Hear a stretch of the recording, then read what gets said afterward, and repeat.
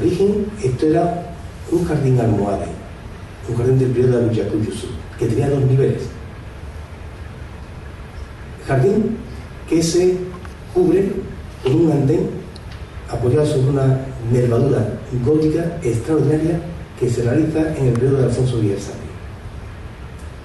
Y jardín que pierde los 4 parterres, los 4 atriates, a raíz del terremoto de Lisboa.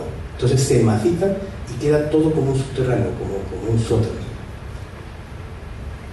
De él, bueno, como tantas cosas del Alcázar, hay innumerables leyendas. No me resisto a contarle la que yo he leído, 4 versiones de esta. Se dice que el nombre que llega a nuestros días como Baño de María de Padilla obedece a que la amante preferida del rey Pedro I, bueno, que después termina siendo su mujer, pues se bañaba todos los días en este estanque. Yo creo que es una exageración nuestra, ¿no? Porque en aquella época diariamente no creo que fuera algo habitual. Bueno, pues el rey Pedro, a los miembros de su séquito que tenían un comportamiento favorable hacia su persona o hacia su territorio, le concedía el privilegio a que probaran el agua donde su amante, donde doña María, se había bañado. Al parecer había un miembro de ese séquito que no cumplía con el mandato real. El confidente de la corte, porque siempre he oído chivato, ¿verdad? Por el del rey, no majestad, no, entonces eran alteza.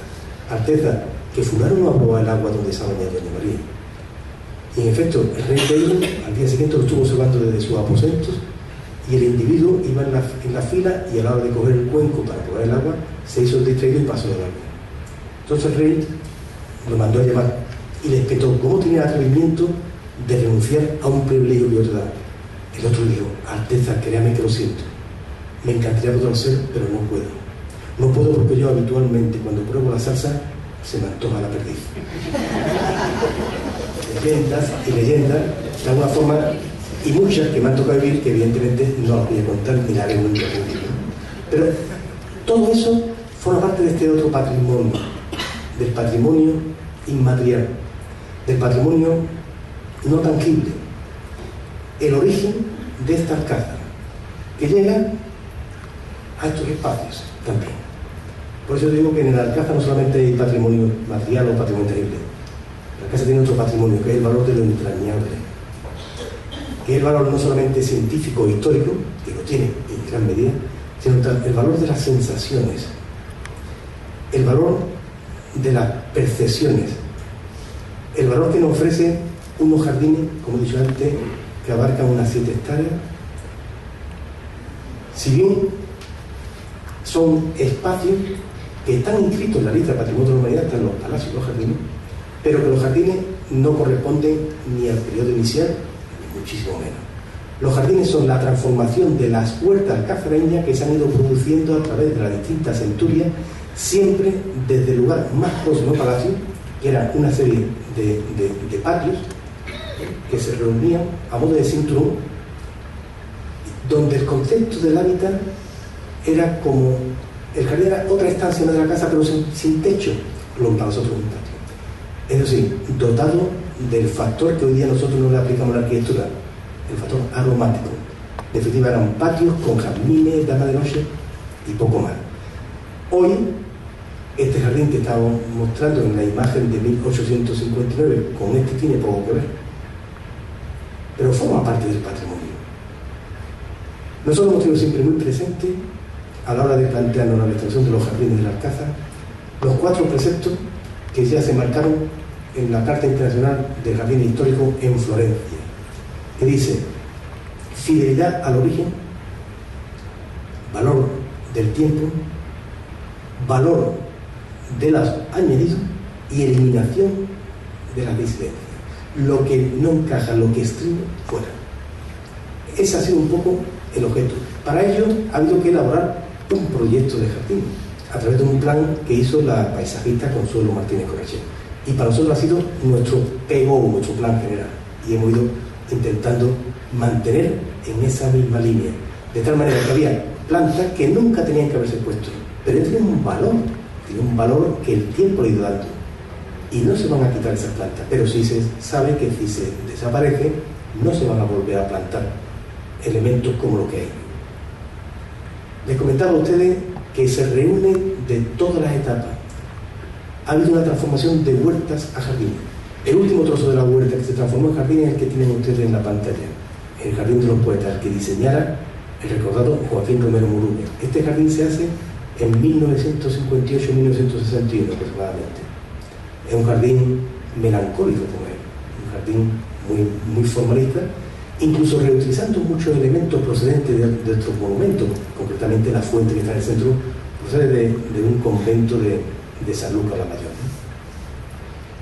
En la recuperación de esta serie de jardines ha primado lo que nos marcaba la paisajista Consuelo Martínez Crochet, ha aprobado este documento por la Comisión Provincial del Patrimonio y que hemos venido desarrollando poco a poco y recuperando algo muy importante: el color de los jardines, recuperando las flores de los jardines.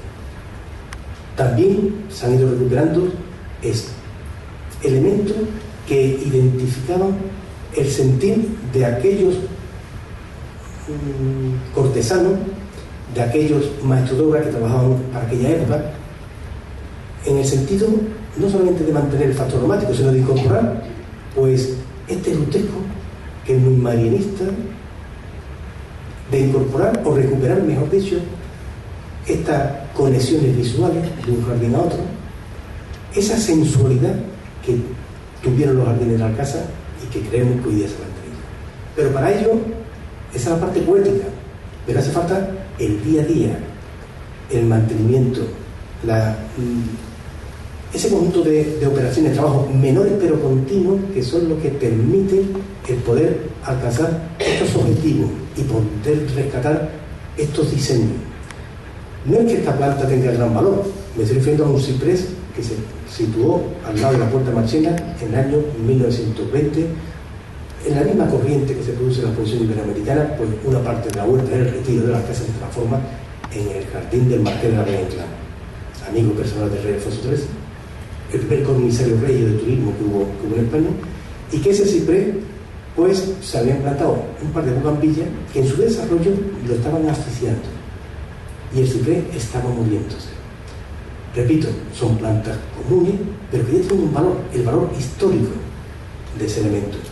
Lo que se nos ocurrió fue lo que estamos de colocar una prótesis, colocar una muleta, una planta, una estructura metálica de planta triangular con sus zapatas, sus liotras, sus unchos, que nos permite hoy poder disfrutar sin que el ciprés ya muerto se haya caído y se haya perdido este desarrollo de esta bugambilla.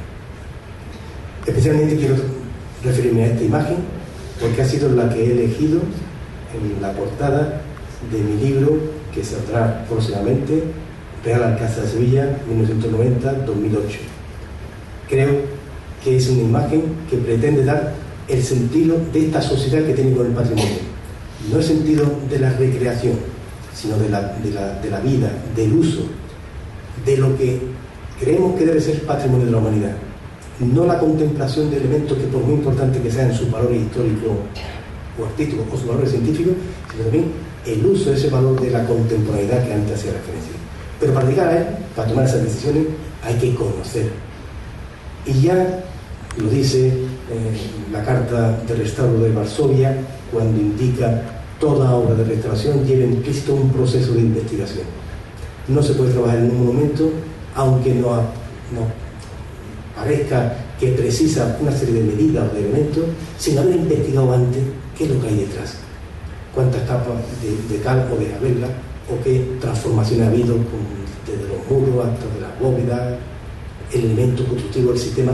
Hay que investigar, y con la gran ayuda que hoy día disponemos en Sevilla de unos magníficos profesionales salidos de la universidad, tanto del licenciado en Bellas Artes en restauraciones como licenciado en Historia en la rama de Arqueología, pues nos ha ido permitiendo conocer de una manera científica pues la historia de Alcázar, y lamentamos que sea nuestro tiempo quien tiene que tirar por tierra algunas de lo que muchos historiadores, prestigiosos historiadores, han dejado escrito.